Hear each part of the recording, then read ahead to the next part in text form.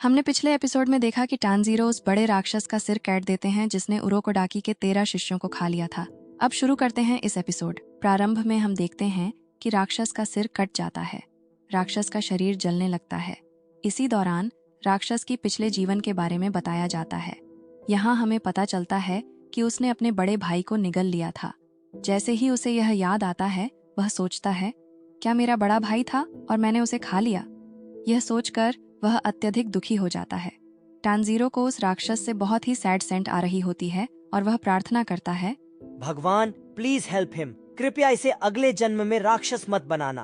और इसी के साथ राक्षस जलकर राख में बदल जाता है। फिर टानजीरो कहता है, जिन लोगों को इस राक्षस ने खा लिया था अब वे शांति से मर सकते हैं। इसके बाद टानजीरो अन्य कई राक्षसों से लड़ता है और उनसे पूछता है कि कैसे वह अपनी बहन को राक्षस से इंसान में परिवर्तित कर सकता है, लेकिन उसे कोई सफलता नहीं मिलती। अब 7 दिन बीत जाते हैं और टानजीरो अपना अंतिम चरण पूरा कर लेता है। यहाँ टानजीरो देखता है कि केवल 4 लोग बचे हैं। हमें दिखाया जाता है कि 2 लड़कियां उन्हें बधाई देती हैं। एक लड़का कहता है, मैं जिंदा वापस लौटा हूँ, अब मेरी तलवार मुझे दो। फिर दोनों लड़कियां उससे कहती हैं, पहले तुम्हें ड्रेस प्रदान की जाएगी जिसमें तुम्हारी रैंकिंग लिखी जाएगी और तुम्हारे संदर्भ के लिए 10 रैंक होते हैं और तुम अभी सबसे निचले रैंक पर हो। फिर वह लड़का कहता है, हाँ, चल यहाँ बता कि हमारी तलवार हमें कब मिलेगी। लड़कियां कहती हैं, कुछ देर में तुम्हें तुम्हारी तलवार मिल जाएगी और तलवार बनाना के लिए खनिज चुनाव करने का मौका मिलेगा जिससे तुम्हारी तलवार बनाई जाएगी। फिर सभी को कौवा मिलते हैं पर जेनुत्सु को स्परोव मिलती है। फिर वह लड़कियां बताती हैं कि कौवे कम्युनिकेशन के लिए उपयोग किया जाता है। वे लड़कियां उन्हें खनिज चुनने का मौका देती हैं और अगले चरण के लिए तैयार करती हैं। दूसरी ओर डेमन स्लेयर कॉर्प्स के लीडर को दिखाया जाता है, जिसका कौवा उसे सूचित करता है कि केवल 5 लोग ही जीवित बचे हैं। टानजीरो बहुत थक चुका होता है और किसी तरह उरोकोडाकी के घर पहुंचता है।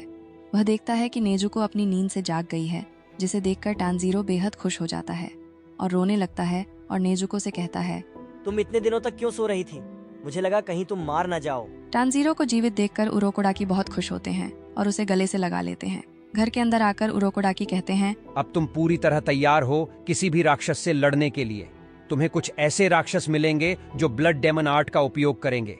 मुझे विश्वास है कि तुम उनका सामना कर लोगे। टानजीरो पूछता है, क्या नेजुको ब्लड डेमन आर्ट के कारण बाकी राक्षसों से अलग है? उरोकोडाकी इसका उत्तर देते हैं, मुझे लगता है नेजुको अपनी ताकत सोने के कारण पाती है, क्योंकि वह बाकी राक्षसों की तरह ह्यूमन को नहीं खाती है। 15 दिन बीत जाते हैं और टानजीरो के पास एक आदमी आता है जो अपना नाम हगाने जुका बताता है और कहता है, मैं टानजीरो की तलवार बनाकर लाया हूँ। वह तलवार की खूबियों के बारे में बताने लगता है और कहता है कि जैसे ही टानजीरो अपनी तलवार निकालता है, तलवार का रंग काला हो जाता है।